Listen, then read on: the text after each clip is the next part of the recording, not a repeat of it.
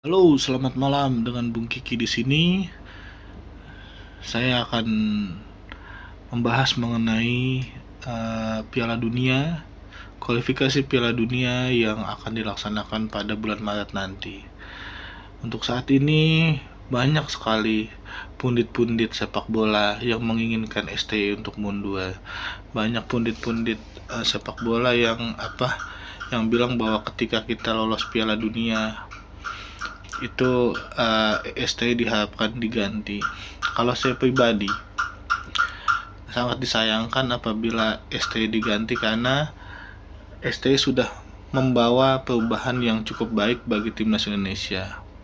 Menang kalah itu hal yang biasa dalam sepak bola, yang penting kita selalu melakukan evaluasi pada setiap pertandingan.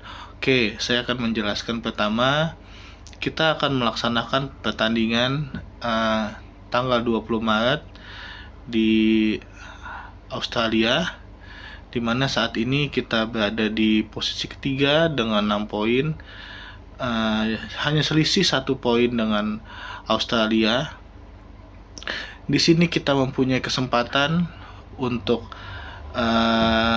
menang melawan Australia karena kita nanti pada bulan Maret itu akan ketambahan pemain, yaitu Leo Meni, di mana dia merupakan salah satu pemain sayap, pemain bagus karena dia diincar oleh Leeds United dan Oxford United. Ini menjadi salah satu kekuatan bagi timnas Indonesia pada saat melawan Australia nanti. Kalau kita melihat bahwa pada pertandingan Indonesia melawan Australia, saya melihat bahwa Australia juga tidak terlalu bagus banget dalam hal menyerang. Saya melihat masih banyak sekali peluang-peluang yang tidak dimanfaatkan oleh pemain Australia. Nah, di sini dengan ketambahan Kevin Dix yang nanti sudah pulih, bisa bergabung dengan timnas Indonesia. Ada Mesilha bisa menambah lini pertahanan kita, ditambah oleh Meni. Ini merupakan menjadi kekuatan yang sangat bagus gitu. Kalau kita melihat market value kita itu nomor 8 terbesar di Asia. Dan apabila kita bandingkan dengan di Asia Tenggara, itu timnas kita itu timnas yang paling mewah yang pernah ada. Karena kalau kita melihat timnas Malaysia lebih banyak dominan bermain di liganya sendiri, hanya 2, yaitu Fergus Tierney yang main di kasta kedua Liga Thailand, dan Dion Kuls yang main di di Liga 1 Thailand. Sedangkan kalau Thailand sendiri hanya 4 yang bermain di Liga Jepang. Lalu untuk Vietnam, mereka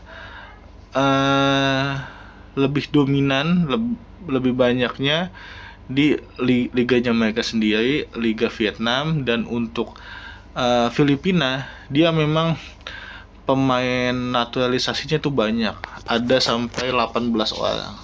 Tapi mereka bermain bukan di klub-klub bagus di Eropa, dan market value-nya dia sangat jauh dibandingkan dengan timnas Indonesia. Jadi kalau bisa dikatakan bahwa timnas Indonesia tuh semakin kesini semakin kuat. Itu dibuktikan dengan market value, cara bermain juga semakin bagus untuk yang kualifikasi Piala Dunia. Jadi peluang kita untuk menang melawan Australia itu ada, walaupun kita bisa mendapatkan hasil imbang dengan Australia juga sudah cukup bagus. Jangan sampai kalah, karena kalau kita bisa mampu imbang atau menang, kita mampu mempunyai asa untuk di peringkat kedua. Setelah pada tanggal 20 Maret kita akan melakukan pertandingan kedua melawan Bahrain di GBK, di mana Bahrain sempat komplain mereka tidak ingin bermain di Indonesia, katanya banyak serangan terhadap pemain, terhadap official tim, bahkan website mereka sempat diganggu oleh supporter Indonesia. Tapi banyak hal yang menyayangkan bahwa supporter Indonesia merupakan supporter yang sangat ramah. Bahkan kalau kita melihat rival kita di Asia Tenggara, yaitu Malaysia, dia bisa pulang dengan selamat, tidak ada konflik, tidak ada ribut ketika mereka datang ke Jakarta. Ini menyatakan bahwa Indonesia itu negara yang aman, negara yang mampu menyambut tamu-tamu asing dan tidak mudah tersulut emosinya. Nah, ini merupakan salah satu yang harus dilihat oleh pemain Bahrain, karena negara kita ini negara yang menerima baik, sopan, ramah kepada setiap pendatang yang ada. Jadi alasan timnas Bahrain tidak datang ke Indonesia, yang tidak ingin datang ke Indonesia, itu amat sangat disayangkan, karena ini merupakan momen yang penting bagi timnas Indonesia. Jangan sampai kita tidak bisa menyaksikan pertandingan timnas Indonesia dengan Bahrain di Jakarta. Bahkan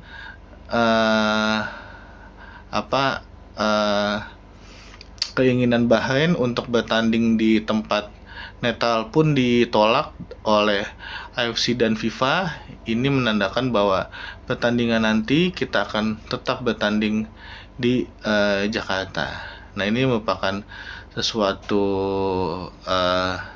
yang mengembirakan. Kita sebagai pemain ke-12, kita harus mampu mendukung tim nasional Indonesia kita untuk tampil baik, tampil maksimal. Kita harapkan kita mampu melakukan sapu bersih di setiap laga-laga pertandingan terakhir nanti, karena dengan kita memenangkan di setiap laga semua kecuali Jepang, kita bisa lolos langsung ke Piala Dunia di Amerika Serikat tahun 2026. Ini apabila kita lolos langsung ke Piala Dunia 2026, ini amat sangat membanggakan Indonesia, karena kita belum pernah tampil di Piala Dunia semenjak nama kita masih Hindia Belanda. Jadi merupakan sesuatu yang bersejarah. Walaupun kita harus melaju ke round 4, diharapkan kita mampu bisa tampil maksimal, karena kemungkinan di round 4 walaupun lawannya tidak begitu sulit, tapi mereka mempunyai niat yang sama, mereka punya hasrat yang sama untuk lolos ke Piala Dunia. Terlebih lagi bola itu bunda, kita tidak tahu yang tadi tim lemah tiba-tiba bisa menjadi tim yang kuat. Jadi saya berharap juga kita tidak boleh lengah pada setiap pertandingan, apalagi kita ngelihat Bahrain bisa mengalahkan Arab Saudi, bisa mengalahkan Irak. Itu sesuatu yang luar biasa kalau menurut saya. Saya melihat kemarin pertandingan Bahrain itu sangat-sangat bagus. Cara bermainnya dia cukup bagus. Namun masih ada diving yang dilakukan oleh timnas Bahrain. Memang itu ciri khas pemain Timur Tengah, yang dimana kita melihat sendiri bukan cuma Bahrain, Arab Saudi pun melakukan hal yang sama dengan divingnya. Ya, itu merupakan seni dalam sepak bola. Kita harus mampu menerima itu karena memang itu sebuah strategi gitu, bagaimana kita mampu memutar otak supaya dapat memenangkan pertandingan gitu. Nah, selanjutnya juga dengan adanya 6 poin ini kita harapkan Indonesia terpacu mentalnya dengan kedatangan banyak pemain diaspora. Kita harus memacu mentalnya, jangan sampai momentum kita hilang, apalagi pelatih kita Sintayong lagi ditekan oleh masyarakat pencinta sepak bola untuk mundur. Saya harap untuk tidak mengganggu Sintayong hingga kualifikasi Piala Dunia ini selesai, karena jangan sampai tagar stay out ini bisa mengganggu mental dia. Oke, cukup sekian dari saya. Tolong komen, like, and subscribe. Salam sepak bola.